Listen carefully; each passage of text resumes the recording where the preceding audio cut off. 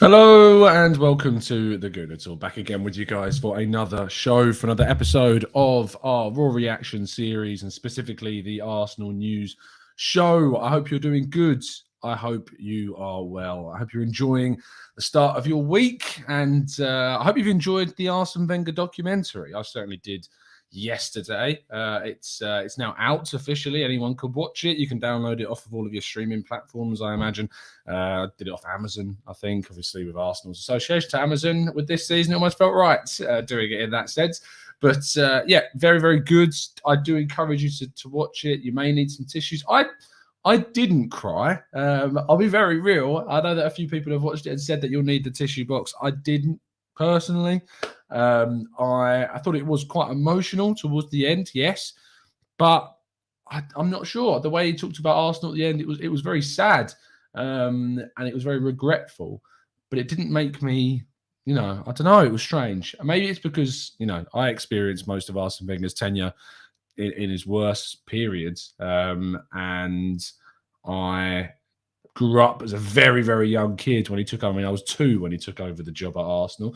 So it's very, very difficult for me to associate those times with Arsene Wenger and more of the difficulties faced during those difficult years at the Emirates. In fact, he describes the Emirates as his suffering and the Highbury as his soul. So that kind of tells you the difference that we've come to know. So those that did live through the Wenger golden years, don't take it for granted, is what I would say. Absolutely. But please do, if you haven't also done so, is to drop a like on today's video and subscribe to the channel if you haven't done so, of course, already.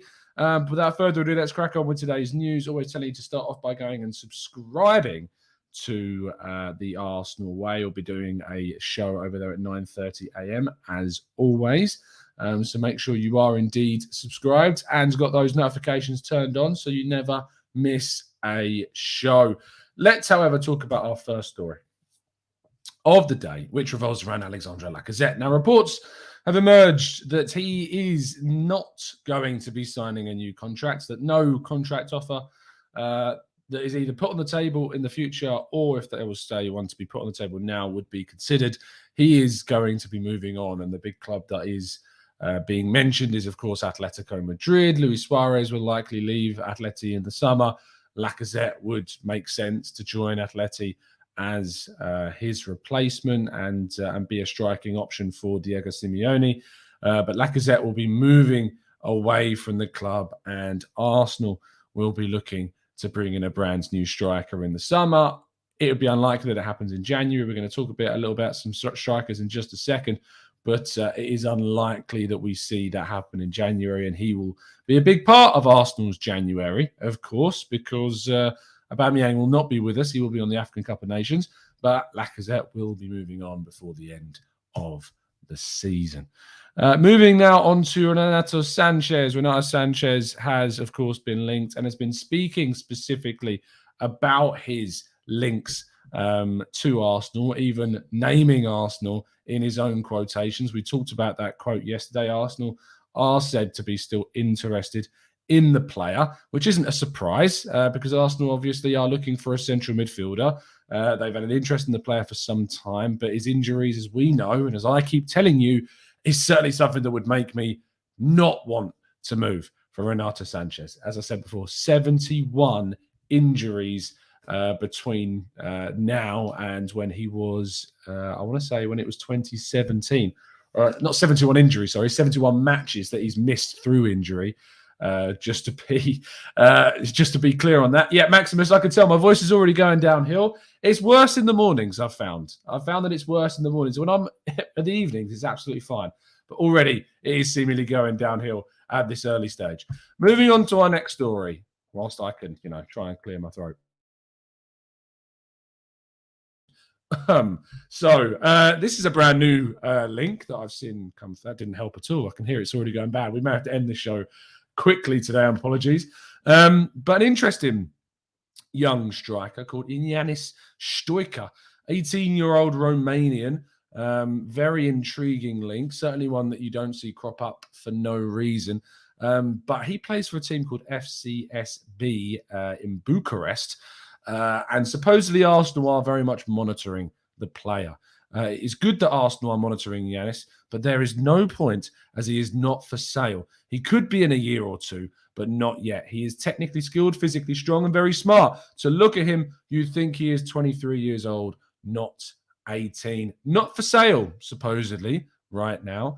But interestingly, Chris Wheatley reported that Mika Biereth, the young striker that we signed from Fulham in the summer that's playing very well from the under-23 squad, could be looking to go on loan next season. And they may be looking at Stoica to be brought in and his replacement in the under-23s squad, which makes quite a lot of sense when you consider the fact that Nikolai Moller, who's on loan at Victoria Kuln at the moment, isn't having the best of seasons. We will look to be doing a loan catch-up on many of our players towards the middle of the season. But at the moment, Nikolai Moller not having the best of years. Balogun's going to be promoted to the first team, what we imagine, full-time next season. And Mika Biereth supposedly will be going out next year. I'm pretty sure it's not Steaua Bucharest that he plays for. It's a side called FCSB. Now, I might be wrong that this is Steaua Bucharest, but I'm pretty sure that it isn't. The original FC Steaua Bucharesti team was part of the namesake CSA Steaua Bucharest Sports Club. Oh, have they changed name? Very interesting. However, CSA Steaua Bucharest sued the football club in 2011, claiming this was a new entity. Well, very interesting. I'm going to call them FCSB to avoid any kind of legalities. But if that's who they used to be, I don't know. I need to do some more research into that. But they're now called FCSB. Let's just call them as it is in that sense to avoid anything in that level. Dusan Vlahovic. Now, I would encourage you to go and watch Fabrizio Romano's interview on the Arsenal Lounge. You can find a link to that video in today's description. I'm not going to go into a lot of what was talked about because, I want you to go over to their video and watch it, not listen to me talk about it. The one thing I will talk about, seeing as Shaheen and Lev did put it up on their Twitter feed, however, is Fabrizio's words on Dusan Vlahovic. The player supposedly is indeed very much interesting Arsenal, and he's a big target of Arsenal. The issue is that he feels, Fabrizio, that he has an agreement in place with a club that even Fiorentina don't know about yet. It does. I always got the feeling that the interest there was obvious. Arsenal want a striker. It's one of the best strikers on the market that will be likely moving in 2022. So it made sense that we were interested in him. The issue is that his stock is so high right now that the competition for his signature was always going to be a big challenge for Arsenal. So I don't think that Arsenal really have any kind of hope or chance anyway of securing the signing of Dusan Vlahovic. But there you go. If you want to hear more about that, as I said, please do go over to the Arsenal Lounge. Link to the video with Fabrizio Romano is in the description. So go give those guys a subscription. You can find me over there every Monday at 8 o'clock as well, talking about the Arsenal's weekend results. So make sure you check that one out. And that brings us to the end of. There is more transfer news, but as I said, most of it is contained in Fabrizio's interview on the Arsenal Lounge. So do go and check it out. This means we're going to move on to the Q&A. As you can tell, my voice is already sounding a bit like a frog. If you do tune in for our morning shows over on the Arsenal Way, you will know that Chris Davison often struggles with a bit of a frog in his throat. I am clearly having residency taken up in my own by this frog. Not saying that we share frogs. That's weird. That's a really strange image. I hope Chris isn't watching this. He might be. But please do drop a like on the video if you haven't done so already. And now throw us with your questions in the chat box. I'm going to play the intro again to give me a chance to take a drink. But as I'm playing that, please do throw your questions into the chat box.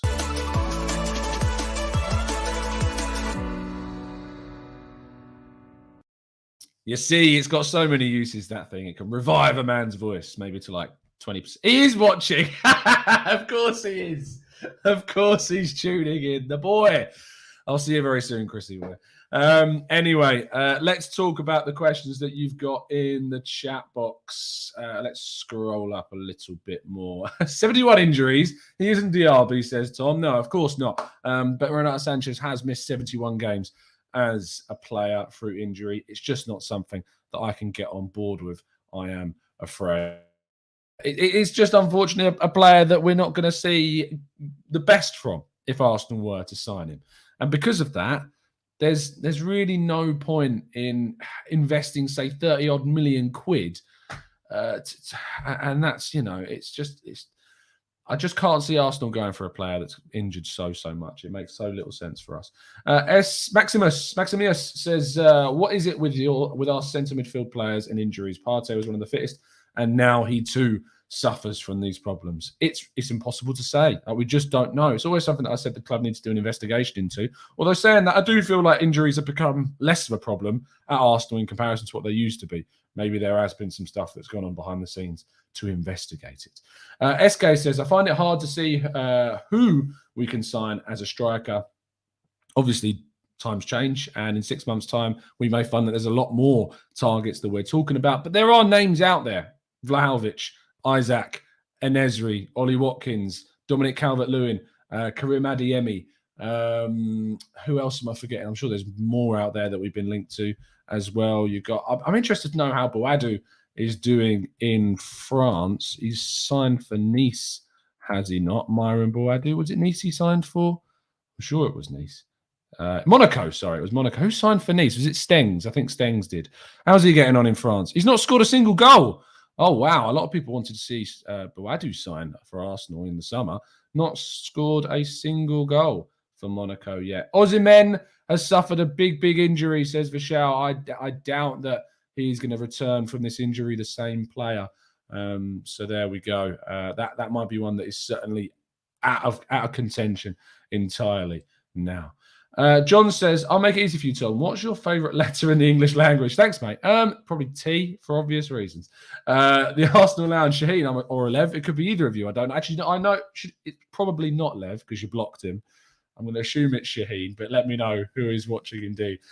Tom, who is going to be held accountable for all of these players leaving for free? Surely in any business, heads will roll.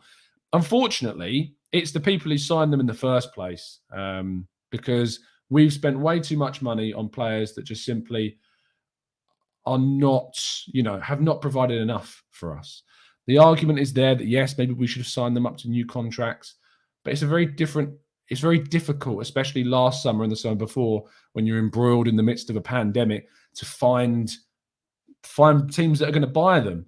And if you extend their contracts, like we may have seen with Lacazette, is that he wanted a longer-term contract. Let's look at Lacazette in particular. He wanted a long-term contract.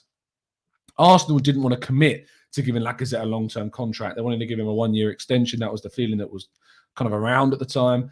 And the difficulty with that is because Arsenal wanted to go and sign a new striker, as we hear, of Vlahovic or whatever, that if you sign Lacazette onto that extension, you've got Aubameyang here for another year. It's difficult to convince a striker to come to the club because of the competition. And can you sell them the regular minutes that they'll be wanting? And you couldn't offer him the 3-year contract to keep him and then try and sell him in a year later because there was no guarantees that the market would have allowed that. So that's one of the big reasons as to why we're seeing players leave for free, is because of the effects of the pandemic, the inability to sell players, and the catch-22 of when offering them contracts and the style of contract that they want. That's kind of all of the combinations of why we're seeing players run down their deals. But also, the previous regime just signed players that really did undermine the position of players either signed previously or just weren't good enough. Mesut Ozil, as we know, the contract that we gave him was, in the end, very regretful. Mustafi, signing him, what an error. Socrates, £16 million. Was he the right kind of centre-back to go for in that moment? Probably not. Sad Kolasinac, we put on £100,000 per week wages just because we could sign him on a free deal. Willian, of course, which we owe him a big thank you, if anything, for the way he terminated his contract. You can say what you like about his time at Arsenal, but he's done Arsenal a huge favour with the termination of his deal. David Luiz, we put onto big wages. He returned quite a few good performances, but still, was he the right player at the right time? I'm not sure that he was. We're just going to have to hope that we can turn things around. Edu has turned things around through recruitment. It is now in the sales department that we need to see some improvement of how we sell players as well. Michi Gooner in our Twitch chat box. You can indeed watch us on Twitch if you like. Says, hi, Tom, from cold Michigan. One aspect of our defeat to Liverpool, not analysed, is this could be our midweek if we make Champions League. Needing a game and a tactical flex from Arteta. Look, if we qualify for the Champions League, obviously it's going to, or even the Europa League, it's going to cause an extra strain on our fixtures. And we know that if we are going to be in those competitions, you're going to have to rotate. You're going to have a deeper squad, more strength in depth. But being in those competitions is crucial to the project, the process, and moving forwards. You need to be in those competitions. It's as simple as that. If you're a big club, ideally the Champions League. We've got Manchester United next Thursday, which effectively acts as a midweek game. It's going to be interesting how Arsenal react after playing Newcastle on Saturday. And then we have Everton at the weekend. It does not get any easier for us through this festive period, but we've not had to play midweek games. So how we react to this is going to be intriguing. Man United played last night, travelled to Spain to play Villarreal. They will then play at the weekend, and then we'll play them on Thursday. They will have to rotate a hell of a lot before they get any opportunities at all to rest players. So we will see what happens in that respect.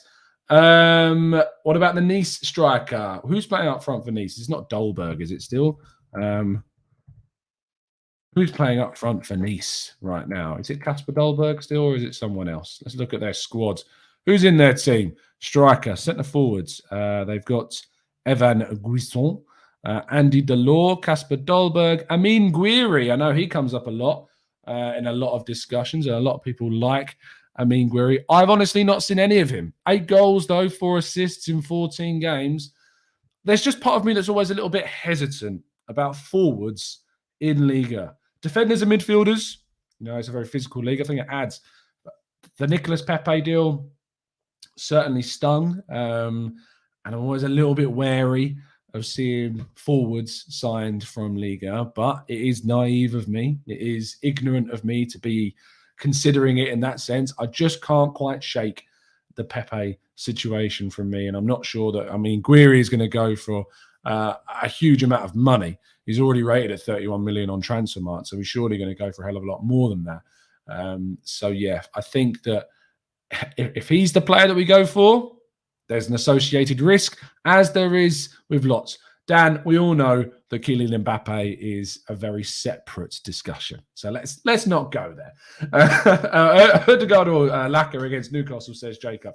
Ødegaard, I would think, may be the best option to provide us with more service, more creativity. I think both Lacazette and Aubameyang were quite poor against Liverpool, so I would probably go with Ødegaard and give him a chance.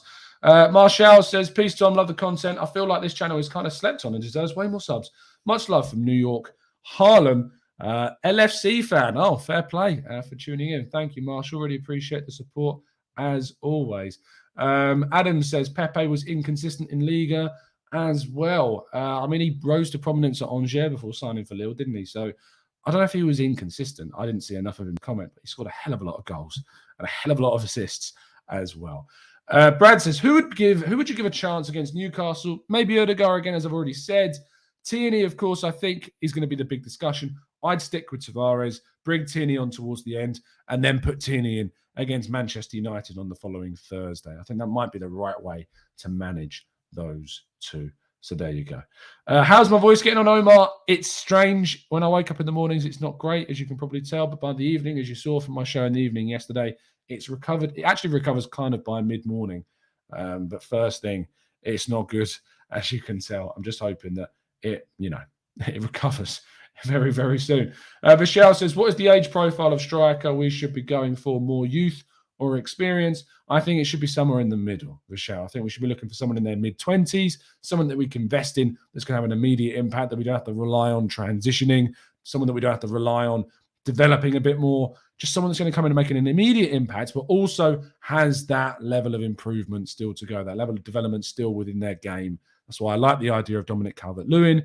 That's why I like the idea of Yusuf Nesri and Ollie Watkins. All of those players are around the similar age bracket, and I think they would all make quite a bit of sense. So there you go. Pure honey, says Marshall. I'll try it, mate. But as I say, it tends to sort itself out by about an hour's time. We'll have to wait and see. We are going to wrap things up there because I am, as I say, as you can probably hear, struggling through this stream. Now, we'll wrap things up. I hope you're doing well. I hope you're enjoying your week, despite the fact that we managed to get absolutely thrashed by Liverpool. Do check out my analysis with David Hughes over on the Arsenal Way from the game. We go into a lot of detail about why we lost, what needs to change, go over to the Arsenal Way to have a look at that. Link to the channel is always in the description. If you've enjoyed watching me, you can watch me again in an hour's time over on the Arsenal Way for our 9:30 a.m. show, talking about all the latest Arsenal stuff. So please do join us. I will see you very, very soon. Drop a like, drop a subscription if you haven't done so already. And as always, up the Arsenal.